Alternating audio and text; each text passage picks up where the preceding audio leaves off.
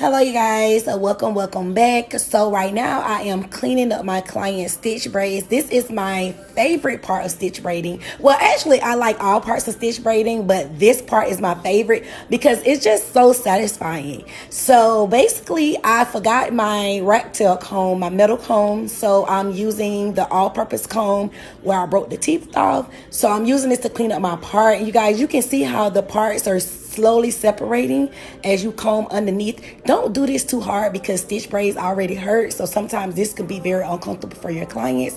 So just take your time, try not to do them too fast, and just take your time. Right here I just rubbed on some shining jam, and then I'm going back through to clean it up.